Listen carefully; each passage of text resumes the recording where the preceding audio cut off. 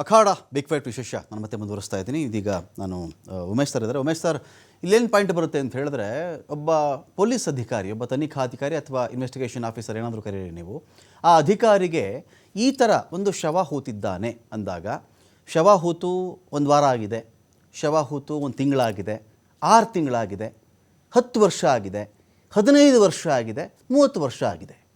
ಒಬ್ಬ investigation officer ದೃಷ್ಟಿಯಿಂದ ಒಂದು ಶವ ಪೋಸ್ಟ್ ಮಾರ್ಟಮ್ಗಾದರೂ ಸ್ವಲ್ಪ ಅರ್ಹ ಇತ್ತಪ್ಪ, ಇದು ಪರವಾಗಿಲ್ಲ ತೊಗೊಂಡು ಹೋಗಬಹುದಾಗಿತ್ತು. ಆ ದಿನಗಳು ಎಷ್ಟು ದಿನ, ಎಷ್ಟು ಗಂಟೆಗಳು? 30 ವರ್ಷ ಆಗಿದೆ ಅಂದಾಗ ಅಥವಾ 15 ವರ್ಷ ಆಗಿದೆ ಅಂದಾಗ ಬರೋ ಚಾಲೆಂಜಸ್ ಏನೇನು ಅಂತ ನೋಡಿ. ನಮ್ಮಕ್ಕ ಅಂತ ಏನಾಗ್ತದೆ, ಬಹಳ ವರ್ಷಗಳಾಗ್ತಾ ಆಗ್ತಾ ಆಗ್ತಾ ಏನಾಗುತ್ತೆ, ಸ್ಕೆಲಿಟನ್ ನ ರೂಪಗಳು ಬದಲಾವಣೆ ಆಗ್ತಾ ಹೋಗ್ತಾ ಇರ್ತವೆ. ಆ ಸ್ಕೆಲಿಟನ್ ಸ್ವಲ್ಪ ಬಹಳ ಪ್ರಿಲಿಮಿನರಿ 1 ವರ್ಷ 6 ತಿಂಗಳೊಳಗಡೆ ಸ್ವಲ್ಪ ಫ್ಲೆಶ್ ಅದು ಸ್ವಲ್ಪ ಸ್ವಲ್ಪ ಏನೇನ್ ಬೇಕೋ ಅದಿರುತ್ತೆ. ಆದ್ರೆ 3 ವರ್ಷ 4 ವರ್ಷ 5 ವರ್ಷ ಆಗ್ತಾ ಆಗ್ತಾ ಸ್ಕೆಲಿಟನ್ಗಳು ಸಹ ಅದರ ರೂಪನ ಕಳ್ಕೊಳ್ತಾ ಇರ್ತವೆ. ಮತ್ತೆಲ್ಲ ಬ್ರಿಟಲ್ ಆಗ್ತಾ ಬರ್ತವೆ. ಎತ್ತರ ಸಾಕು ಪಟ ಮುರಿದೋಗ್ಬಿಡ್ತವೆ. ಈವನ್ ಸ್ಕಲ್ ಅಷ್ಟೇನೆ, ಸ್ಕಲ್ಲೂನು ಸಹ ಕೆಲವು ರೂಪನ ಕಳ್ಕೊಳ್ತಾ ಬಂದ್ಬಿಡುತ್ತೆ. ಆಮೇಲೆ ಜಾ ಏನಿರುತ್ತಲ್ಲ, ಆ ಜಾನು ಸಹ ಅದು ಪೂರ್ಣ ಪ್ರಮಾಣದ ಶಕ್ತಿ ಎಲ್ಲ ಕಳ್ಕೊಬಿಟ್ಟು ಅದು ಬೇರೆ ಬೇರೆ ಇದಾಗ್ಬಿಡುತ್ತೆ. ಬಹಳ ದಿವಸಗಳಾಗ್ತಾ ಆಗ್ತಾ, ತುಂಬಾ ದಿವಸ ಆಗ್ತಾ ಆಗ್ತಾ ಮನುಷ್ಯನ ಆಕಾರನೇ ಸ್ವಲ್ಪ ನಮಗೆ ಹೊರಗಡೆ ತೆಗೆದಾಗ ಕಮ್ಮಿ ಆಗ್ತಾ ಬರ್ತದೆ. ನಾವು ಹಲವಾರು ಕೇಸಸ್ಗಳು, ಮರ್ಡರ್ ಕೇಸ್ಗಳಲ್ಲಿ ಮರ್ಡರ್ಗಳು ಮಾಡಿ ಮನೆಯಲ್ಲೇ ಊತಾಕೊಂಡಿರ್ತಕ್ಕಂಥ ಎಕ್ಸೂಮ್ ಮಾಡಿಸಿರುವಂತದ್ದು, ಅವ್ರನ್ನ ಆರೋಪಿಗಳನ್ನ 4 ವರ್ಷ ಬಿಟ್ಟಾದ್ಮೇಲೆ ಅವರು ಮನೆಯಲ್ಲೇ ಒಳಗೂ ಊತಾಕೋಬಿಟ್ಟು ಒಳಗೂ ಊತಾಕೋಬಿಟ್ಟಿದ್ರು. ಕೊನೆಗೆ ನಾವು ಒಂದು ಇನ್ಫಾರ್ಮೇಶನ್ ಇಂದ ಕೊನೆಗೆ ಈ ತರ ಒಂದು ಬಾಡಿನ ಮರ್ಡರ್ ಮಾಡಿ ಮನೆ ಒಳಗೆ ಕಿಚನ್ ಅಲ್ಲಿ ಊತಾಕ್ಬಿಟ್ಟಿದ್ದಾರೆ ಅಂತೇಳಿ ಇನ್ಫಾರ್ಮೇಶನ್ ಬಂದಾದ್ಮೇಲೆ ನಾವು ಅಲ್ಲಿಗೆ ಹೋಗಿ ಅದು ಖಾತ್ರಿಪಡಿಸ್ಕೋಬೇಕಲ್ಲ ಅದು ಒಳಗೆ. ಯಾಕೆಂದ್ರೆ ನಾವು ಸುಮ್ನೆ ಹೋಗ್ಬಿಟ್ಟು ಎಕ್ಸಿಕ್ಯೂಟಿವ್ ಮ್ಯಾಜಿಸ್ಟ್ರೇಟ್ಗೆ ಸಾರ್ ಬನ್ನಿ ಇಲ್ಲೊಂದು ಊತಾಕಿದಾನಂತೆ ಅಂದ್ಬಿಟ್ಟು ನಾವು ಕೇಸ್ ನಾವು ತಯಾರು ಮಾಡ್ಕೋಬೇಕಲ್ಲ, ನಾವೊಂದು ಕೇಸ್ ಮಾಡ್ಕೋಬೇಕಲ್ಲ. ಇಂಥದ್ದೊಂದು ರಿಪೋರ್ಟ್ ಹೇಳ್ತಾ ಇದ್ದಾನೆ, ಹಿಂಗ್ ಹೇಳ್ತಾ ಇದ್ದಾನೆ, ಒಂದು ಮಾಜರ್ ಮಾಡಿದೀವಿ, ಬನ್ನಿ ನೀವು ಒಂದು ಎಕ್ಸೂಮ್ ಮಾಡಿ ಅಂತೇಳಿ ಅಂತ ಕೊಟ್ಟು ಬಂದಾದ್ಮೇಲೆ ಅವಾಗ ಅವನು ಯಾರು ಮಾಡಿದಾನೋ ಸರ್ ಇಲ್ಲೇ ಊತಾಕಿರೋದು ಅಂತ ತೋರ್ಸಾದ್ಮೇಲೆ ಅಲ್ಲಿ ಅಗಿದಕ್ಕೆ ಪ್ರಯತ್ನ ಪಡ್ತೀವಿ ನಾವು. ಆ ಜಾಗದಲ್ಲಿ ಅಗದಾಗ ಒಳಗಡೆ ಎಷ್ಟು ಆಳದಲ್ಲಿ ಊತಾಕಿದೀನಿ ಅಂತ ಸ್ವಲ್ಪ ಕೇಳ್ಕೊಳ್ತೀವಿ ನಾವು. ಅಂದಾಜು ಅವ್ರು ಇದ್ರೆ ಹೇಳ್ತಾರೆ, ಇಲ್ಲ ಅಂದ್ರೆ ಅದು ಮರ್ತ್ಕೊಬಿಟ್ಟಿರ್ತಾರೆ. ಮನುಷ್ಯನ ಸಹಜ ಗುಣ. ಬಹಳ ಕಷ್ಟ ಎಲ್ಲಿ ಊತಾಕಿದೀವಿ, ಯಾವ ಜಾಗದಲ್ಲಿ ಊತಾಕವ್ರೆ, ಎಷ್ಟು ಆಳದಲ್ಲಿ ಇದೀವಿ ಅದೆಲ್ಲ ಕೇಳುದು, ಅದು ಏನು ಪ್ರಯೋಜನಕ್ಕೆ ಬರಲ್ಲ. ಕೊನೆಗೆ ಅದನ್ನ ಬಹಳ ಹುಷಾರಾಗಿ ಮೇಲಕ್ಕೆ ತಗೊಳ್ತೀವಿ. ಈಗ ಮಾಡಿ ಅದನ್ನ ಪ್ರೊಸೀಜರ್ ಮಾಡ್ತೀವಿ. ಅವಾಗ ಡಾಕ್ಟರ್ಗಳು ಇರ್ತಾರೆ, FSL ಅವ್ರು ಇರ್ತಾರೆ. ಮತ್ತೆ ಅದಕ್ಕೂ ಇಂತಿಂತದ್ ಬೇಕು ನಮ್ಗೆ ಫರ್ದರ್ ಎಕ್ಸಾಮಿನೇಷನ್ ಅಂತ ಡಾಕ್ಟರ್ ಕೇಳ್ತೀವಿ. ಡಾಕ್ಟರ್ಗಳು ನಮ್ಗೆ ವಾಪಸ್ ಕೊಡ್ತಾರೆ, ಅದನ್ನ DNA ಕಳಿಸ್ಕೊಡ್ತೀವಿ. ಅಷ್ಟೊತ್ತಾಗ್ಲೇ ನಮ್ಗೆ ಅಕ್ಯೂಡ್ ಯಾರು ಅಂತ ಗೊತ್ತಾಗಿರುತ್ತೆ. ಮತ್ತೆ ಅವನನ್ನ ಅವನು ಪತ್ತೆ ಮಾಡ್ಬೇಕಾದವನು ಅಂತಾನು ಗೊತ್ತಾಗಿರ್ತದೆ. ಯಾಕೆಂತಂದ್ರೆ ಈಗಾಗಲೇ ಕಂಪ್ಲೇಂಟ್ ತಗೊಳ್ಳುವಷ್ಟೊತ್ತಿಗೆ ಅವ್ರ ಅಕ್ಯೂಡ್ಗಳು DNA ಇನ್ನೊಬ್ಬರ ಸ್ಯಾಂಪಲ್ ಯಾರು ತಗೋತೀರಾ ಸರ್ ನೀವು? ಉಮೇಶ್ ಸರ್, ಇನ್ನೊಬ್ಬರ ಸ್ಯಾಂಪಲ್ ಯಾರು ತಗೋತೀರಿ? ಈಗ ಅವ್ನು ಯಾರ DNA, ಯಾರ ಸಂಬಂಧಿಕ, ಯಾರಿಗೆ ಸೇರಿದವನು, ಯಾರ ಅಣ್ಣ, ಯಾರ ತಮ್ಮ, ಯಾರ ಅಪ್ಪ, ಯಾರ ಮಗ, ಯಾರ ಮಗಳು, ಯಾರ ಹೆಂಡತಿ, ಇದು ಯಾರ ಸಂಬಂಧ ತಗೋತೀರಿ ಇನ್ನೊಬ್ಬರಿಗೆ ಮ್ಯಾಚ್ ಮಾಡಕ್ಕೆ? ಇಲ್ಲ ರಮಾಕಾಂತ್, ಇದ್ರೊಳಗಡೆ ಏನಾಗುತ್ತೆ ಅಂದ್ರೆ, ಯಾರನ್ನು ಮರ್ಡರ್ ಮಾಡಿದೀವಿ ನಾವು, ಅವ್ನ ಹೆಸರೇನು, ಅವ್ನ ಕುಲ ಏನು, ಜಾತಕ ಏನು ಅಂತ ಹೇಳ್ಬಿಡ್ತಾರಲ್ಲ ನಾವು ಹಿಡ್ಕೊಂಡಾಗ್ಲೇನೆ. ಅದಕ್ಕೆ ಕೇಸ್ ಇಸ್ ಡಿಫರೆಂಟ್ ಅದು. ಓಕೆ.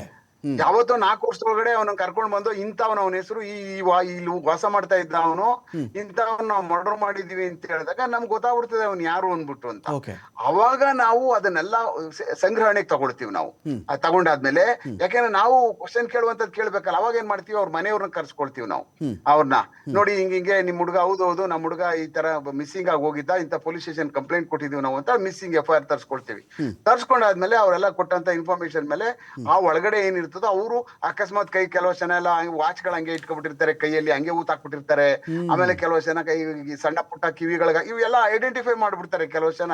ಆಮೇಲೆ ಹಲ್ಲುಗಳು ಮುರಿದೋಗಿದೆ ನನ್ನ ಮಗನಿಗಿಂತ, ಅದು 2ನೇ ಹಲ್ಲು ಅಂತ ಹೇಳ್ತಾರೆ.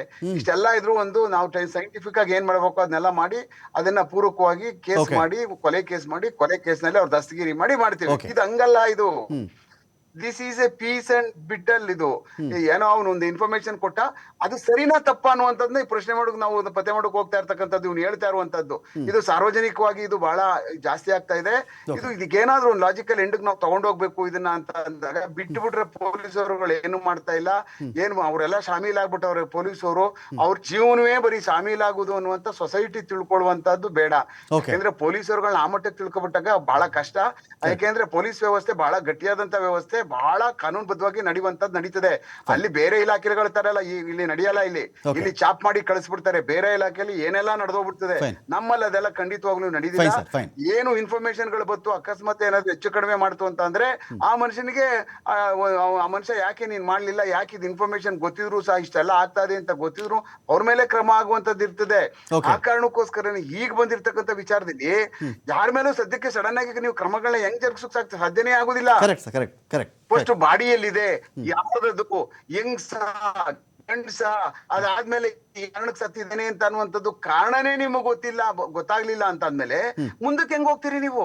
Fine, sir. ಮತ್ತಷ್ಟು ಮಾತಾಡ್ಸಿ sir. ನಿಮ್ಗೆ ಮನುಷ್ಯಂದು ಬಾಡಿ ಸಿಕ್ಕಾದ್ಮೇಲೆ ನಮಗದು ಸಿಕ್ಕಾದ್ಮೇಲೆ Okay. ಅದ್ರದ್ದು ಒಪಿನಿಯನೇ ನಮ್ಗೆ ಅದು ಮರ್ಡರ್ ಆಗಿದ್ಯಾ ಇಲ್ವಾ ಏನು ಅಂತಂದ್ರೆ ಪತ್ತೆಕಾರಿ ಆಗ್ತದೆ ಅಷ್ಟೇ ಒಂದು. Fine, sir. ಅದ್ ಬಿಟ್ಟಾದ್ಮೇಲೆ ಇನ್ನು ಆರೋಪಿತರುಗಳನ್ನ ನೆಕ್ಸ್ಟ್ ಅವನು ಪತ್ತೆ ಆದ್ಮೇಲೆ ಆರೋಪಿತರುಗಳ ಹತ್ರಕ್ಕೆ ಹೋಗೋದದು. ಅಲ್ಲಿವರೆಗೂ ಆಗೋಕ್ ಸಾಧ್ಯನೇ ಇಲ್ಲ. ಅದ್ Fine, ಹೆಂಗ್ sir. ಹೋಗಕ್ಕಾಗುತ್ತೆ ನಾವು? ಫೈನ್, ಮತ್ತಷ್ಟು ಮಾತಾಡ್ತೀನಿ ಆಗಲ್ಲ. ಸರ್. ಯಾಕೆಂತಂದ್ರೆ ಮತ್ತಷ್ಟು ಮಾತಾಡ್ತೀನಿ ಸರ್ ಉಮೇಶ್ ಸರ್. ಊತಾಕ್ಬಿಟ್ಟಿದ್ದೀನಿ, ಕಾಡುಗಳಲ್ಲಿ ಊತಾಕಿದ್ದೀನಿ, ಅಲ್ಲೂ ತಾಕಿದ್ದೀನಿ, ಈ ಜಾಗದಲ್ಲಿ ಊತಾಕಿದ್ದೀನಿ ಅಂತ ತೋರ್ಸ್ತಕ್ಕಂಥವನ ಹಲವಾರು ಬೇರೆ ಬೇರೆ ಬಾಡಿಗಳು ಊತಾಕಿರ್ತಾರೆ ಆ ಜಾಗಗಳಲ್ಲಿ. ನೀವು ಊತಾಕಿರುವೆಲ್ಲ ಅವೇ ಅಂತ ನೀವ್ ಹೆಂಗ್ ಕನ್ಫರ್ಮ್ ಮಾಡ್ಬಿಡ್ತೀರಿ ನೀವು ಹೇಳ್ತಾ ಇರೋದಕ್ಕೆ? ಕರೆಕ್ಟ್. ಆ ಮನುಷ್ಯನ ರಿಪೋರ್ಟ್ ನ ನೀವ್ ಹೆಂಗ್ ನಂಬ್ಕೊಬಿಡಕ್ ಸಡನ್ ಆಗಿ ಮಾಡೋಕಾಗ್ತದೆ? ಅಷ್ಟು ಸುಲಭಕ್ಕೆ ಇದು ಚಾಲೆಂಜ್. ಇದು ಬಹಳ ಇದು ಯಾಕೆಂದ್ರೆ ಇದು ಸಾರ್ವಜನಿಕವಾಗಿ ನಾವು ಮಾಡ್ಬೇಕಾದಂತ ಸಮಯದಲ್ಲಿ ಇದು ಧಾರ್ಮಿಕವಾದಂತ ಒಂದಿಷ್ಟೊಂದು ಇದು ದೇಶಾದ್ಯಂತ ರಾಜ್ಯಾದ್ಯಂತ ಅದ್ರ ಮೇಲೆ ಬಹಳ ಭಕ್ತರುಗಳು ಇರ್ತಕ್ಕಂಥ ಅದಕ್ಕೆ ಯಾರಿಗೂ ನೋವಾಗ್ಬಾರ್ದಲ್ಲ. ಬಹಳ ಅತ್ಯಂತ ಎಚ್ಚರಿಕೆ ವಹಿಸಿ ನಾವು ಕೆಲಸ ಮಾಡ್ಬೇಕಲ್ಲ ಮಕ್ಕಳಂತದನ್ನ. Fine sir, fine sir, fine. ನಾನು ಮತ್ತಷ್ಟು ಮಾತಾಡ್ತೀನಿ ಸರ್, ಮತ್ತಷ್ಟು